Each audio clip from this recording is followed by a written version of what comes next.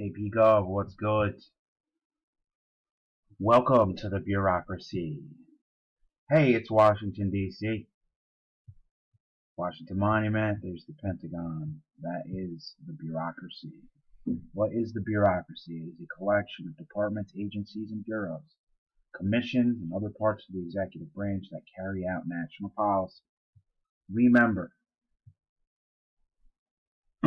Congress makes law, the executive branch enforces or executes the law. How do they do that? They do it through the bureaucracy.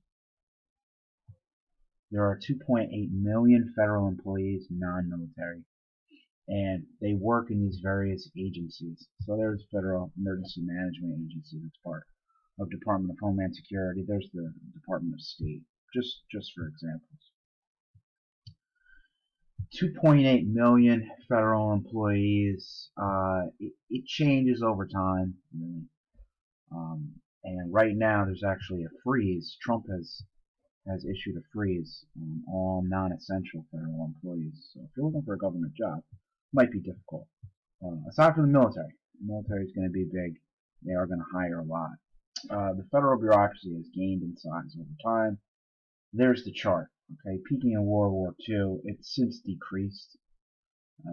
But look at back to 1814. It used to be really, really tiny. And now we're up to 2.8 million.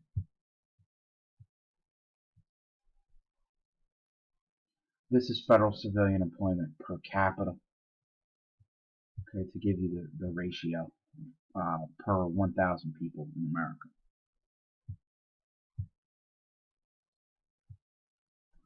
Congress creates the bureaucracy by creating federal agencies and delegating that authority to the president.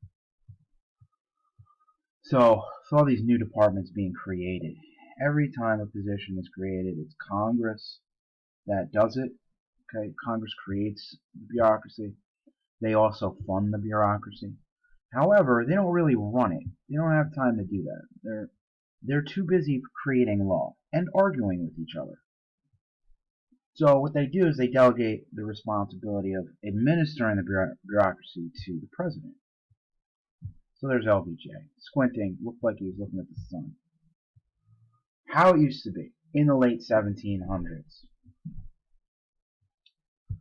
There's John Adams. Cheerio. If you want to do a British accent, that'd be great. Like in your head. I'm not good at accents, so. I'm John Adams, the future second president of the USA. Right now I serve on 90 committees in the Senate. I'm tired. For real, man, 90 committees. I'm logging 18-hour workdays, nights by candlelight. The very first Congress realized that they needed to delegate the authority to run the bureaucracy, even though it was very small, to the president. The reason for that is because Congress people are too busy making law for America. So the president is not only like the enforcer, he's the chief administrator. Okay, and deciding how to actually enforce the law is his job. These are components of bureaucracy. This is according to Max Weber, who was a brilliant historian and sociologist. And I've actually attached his work in the email that I sent you guys. So let's just go through it real quickly. Bureaucracies have a hierarchy, meaning they have a level of authority. So there's a boss, and then there's people under the boss, and there's people under those people. There's people under those people. The assignments flow from the boss or the president downward. Okay. The accountability, however, flows from the bottom to the top. So if America goes south, people get mad at the president. By south, I mean like he's doing poorly. I don't mean literally just everyone moves to the south. I mean if something is going wrong, people blame the leader. They don't blame the lower level employees. It's not how it works. Bureaucracies also have a division of labor, meaning people get very specialized in their particular job. Okay, they become experts on their area of policy. Bureaucracies have written rules and communications. Nowadays, it's almost all email and stuff. Lastly, bureaucracies are impersonal. The power of the office is important, but the person in the office is not important at all. And for examples of bureaucracies, you could literally think of any country, any company, any religious nonprofit organization, say than over 5 people. Okay, because once you have more than 5 or so people, you're going to have some kind of hierarchy develop. In the beginning, very tiny bureaucracy. These are the OCDs, I call them, Original Cabinet Departments. 1789. These are created out of straight necessity. Okay, in order to have a country, you need to have a currency. So you need a Treasury Department. In order to have a country, you need to be recognized by other countries and do international relations stuff. So you need a Department of State. And in order to have a country, at the time, I know Costa Rica doesn't like have an army and stuff, but this is the United States, okay? And we were birthed out of war. So 1789, we get the Department of War. Later, 1798, the U.S. Department of Navy was founded. And this is the result of what would become the Barbary Wars. Those pesky Ottomans, those pesky pirates from Tunisia, what would become Tunisia, Tunis, in Algeria, in North Africa, were hijacking our stuff all the time, and they wanted Jefferson and Adams to pay tribute so that they would stop hijacking our stuff. And Jefferson was like, no, we're not putting 1 penny towards tribute. We're going to found a navy. And that's what we did.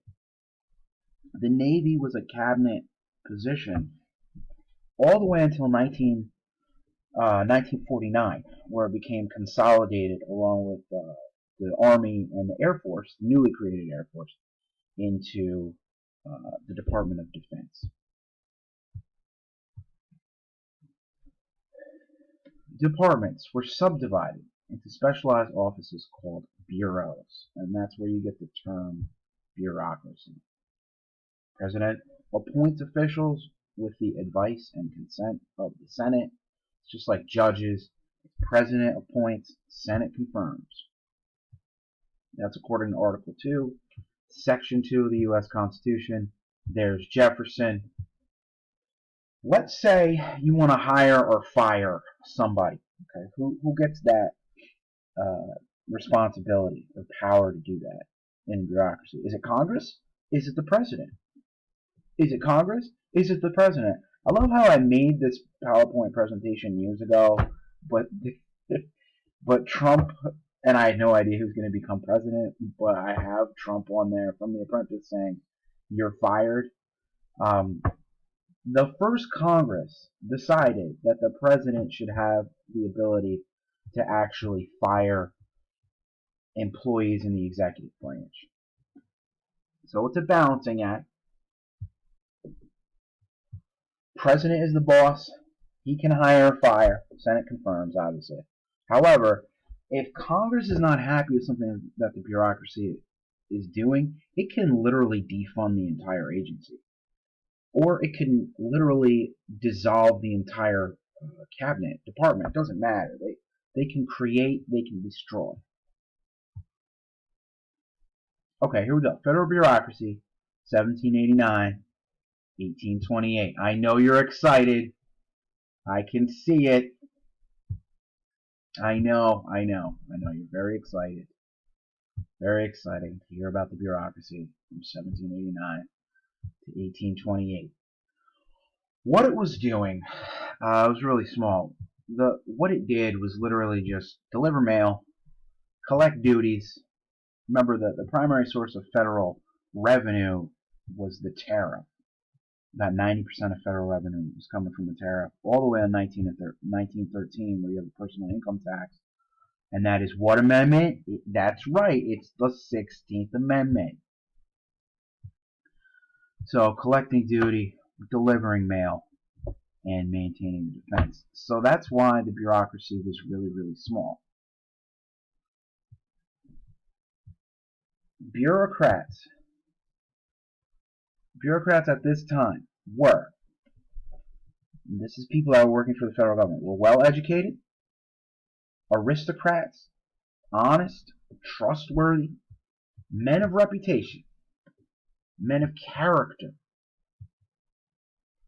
A lot of times people had to put up their own personal property as collateral to work for the government, to assure that there was no scandal going on, or that people weren't in it for personal gain.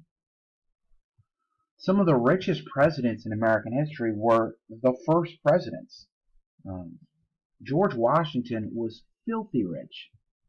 So was Thomas Jefferson. These people were wealthy, educated, and they were doing a public service.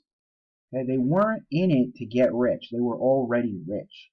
So if you've ever seen the movie Pride and Prejudice, it's just like that. Or like Downton Abbey or something.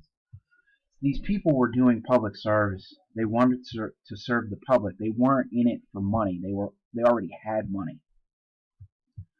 Here's Washington. Let's take a look at a couple of his quotes. Few men have virtue to withstand the highest bidder. It is better to be alone than in bad company.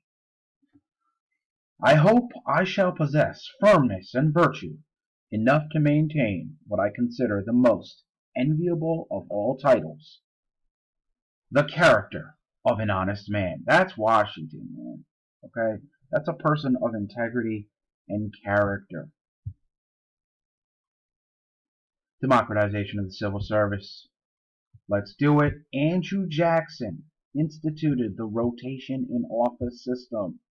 This is where people move from position to position, work for the government, and then eventually actually go back to private life. He instituted the spoils system. This is where the winning party would dispense government jobs to the people that supported them in the campaign. Does that sound familiar? That's exactly the way it works today. Now, mind you, these are higher up positions. The lower level positions in the bureaucracy, if you're working your way up, it's going to be a meritocracy. It's the higher level positions that get picked if you're loyal to the president.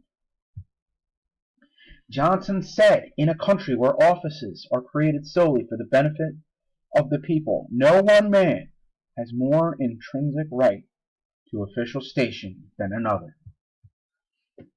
So he had people work for the bureaucracy and then return to private life. Okay, so there were no real career bureaucrats yet.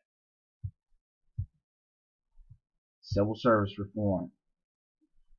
Okay, federal bureaucracy really develops after the Civil War.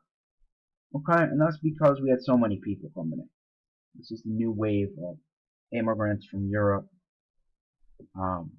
And then also, obviously, we have Mexican-American War, and we had all that land that we got in 1849. So the Department of the Interior was created in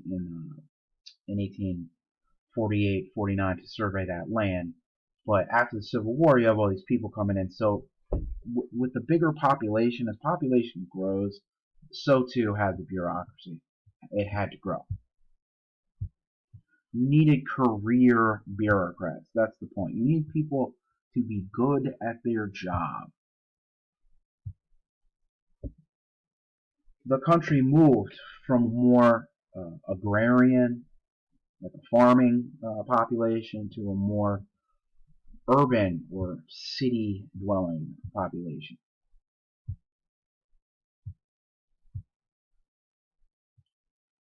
Okay, that's the last thing I'm doing in this presentation, because my 15 minutes is almost up. Whiskey ring scandal. This is during the Grant administration.